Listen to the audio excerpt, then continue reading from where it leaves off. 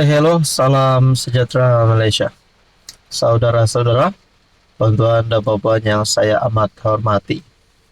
Hari ini di negeri saya, Sabah, hujan.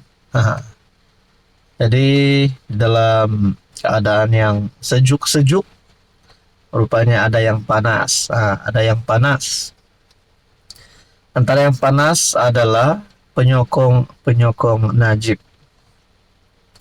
Bukan saja penyokong-penyokong Najib, tapi kepimpinan politik UMNO yang memperjuangkan kebebasan untuk Najib Razak. Setelah Tita Edendum mulai tersebar luas, isu berkaitan dengan Tita Edendum, di mana berkaitan dengan ini ada menyebut supaya bekas Perdana Menteri itu, Najib Razak, bosku, untuk meneruskan baki hukuman penjaranya di rumah. Pendek kata sebagai tahanan rumah. Akhirnya ahli keluarga Najib Razak pun mulai bersuara. Nizar, anak kepada bekas Perdana Menteri, telah membuat kenyataan berkaitan dengan Tita Edendum. Telah mengeluarkan kenyataan bahawa beliau terima maklumat dari Istana Pahang.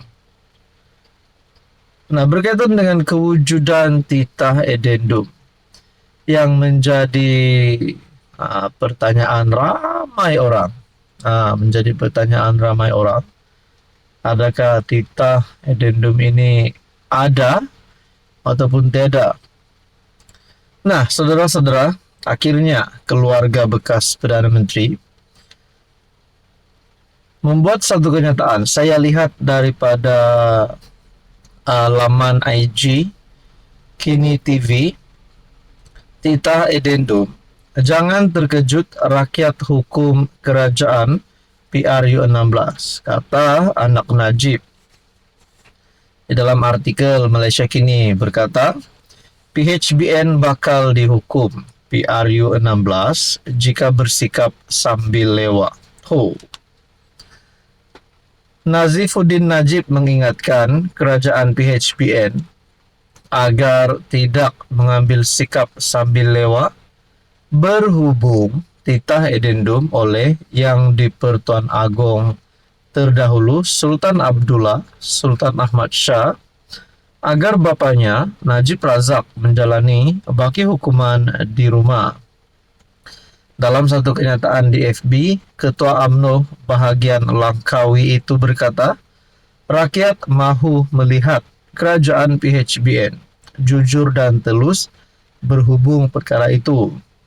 Katanya, kegagalan berbuat demikian bakal menyaksikan kerajaan PHBN dihukum pada PRU akan datang.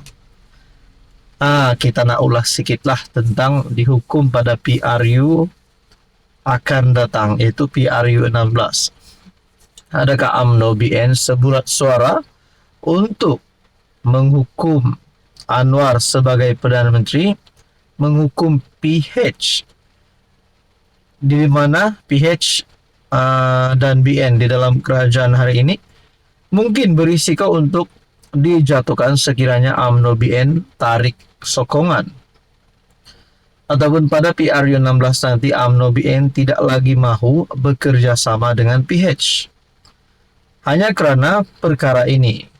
Sekiranya kerajaan PHBN sambil lewat. Jadi saudara-saudara yang saya amat hormati, tuan-tuan dan puan, adakah Anwar di sini berisiko untuk digulingkan, berisiko untuk hilang banyak sokongan MP, ahli Dewan Undangan Negeri dan sebagainya, caralah untuk membolehkan Anwar Ibrahim tumbang. Sekiranya perkara ini tidak diambil serius, tidak dilihat serius oleh kepimpinan kerajaan hari ini. Nah, saudara-saudara yang saya amat hormati, apa komen Anda? Hai, hello, salam sejahtera Malaysia. Selamat datang ke channel Fels Lifestyle. Nah, seringkali kita mendengar berkaitan dengan rasuah yang berlaku, bukan saja di luar negara, bukan saja di semenanjung Malaysia, di Borneo, Sabah, Sarawak, tapi hampir setiap pelosok Malaysia ini kita pernah mendengar cerita, berita tentang rasuah. Bahkan nama-nama pemimpin-pemimpin besar yang terlibat dengan rasuah. Nah, macam mana nak hapuskan tradisi rasuah ini? Karena kita dengar, kita sudah dari dulu lagi dengar tentang rasuah. Pemimpin ini rasuah, pemimpin ini rasuah, bermacam-macam lah cerita tentang rasuah. Serbuan dilakukan, uang bertimbun ditemukan, dakwa di sana dituduh, macam-macam lah tentang rasuah. Jadi pada akhirnya baru-baru ini kita digemparkan dengan rasuah 8 adun di Sabah. Tapi saudara-saudara, satu lagi maklumat yang saya terima. Kali ini bukan 8 adun, bukan 10 adun, bukan 15 adun, tapi 20 adun disebut di dalam satu berita ataupun maklumat yang saya terima ini. Warisan dalam satu kenyataan. Persoal jika 20 adun terlibat skandal perlombongan Sabah. Susulan dakwaan, ada kartel memohon untuk melombong kira-kira 5% kawasan di Sabah. Warisan berkata, perkara itu menimbulkan lebih banyak persoalan. Antaranya, jumlah adun yang terlibat dalam skandal berkenaan.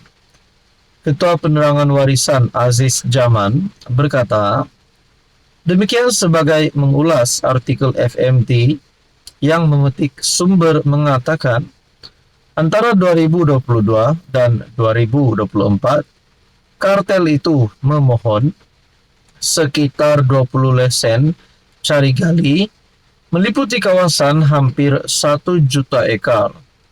Adakah ini membayangkan bahwa 20 YB wakil rakyat berbeza terlibat? Kerana kartel itu memohon sekitar 20 lesen cari gali. Jika ya, siapakah YB ini selain mereka yang telah didedahkan oleh pemberi maklumat? Orang ramai berhak mendapat penjelasan mengenai senarai penuh individu yang dikaitkan dengan permohonan ini, kata Aziz. Terdahulu seorang pemberi maklumat mendakwa dia memiliki lebih banyak rakaman video berkenaan perkara itu. Sumber mendakwa lesen itu telah disyorkan kepada SMM Sabah Mineral Management Sdn Bhd untuk kelulusan tanpa sebarang usaha wajar yang menyokong permohonan itu. Aziz berkata dengan premium RM50 bagi setiap ekar, 1 juta ekar membolehkan kerajaan negeri memperoleh hasil RM50 juta. Adakah uang ini dibayar kepada kerajaan negeri Sabah? Jika dibayar, di manakah rekod dana ini? Aziz juga merujuk kepada artikel FMT yang lain yang memetik sumber yang tidak dinamakan, di mana Haji G didakwa, diugut dan ditawarkan rasuah untuk meluluskan lesen berkenaan.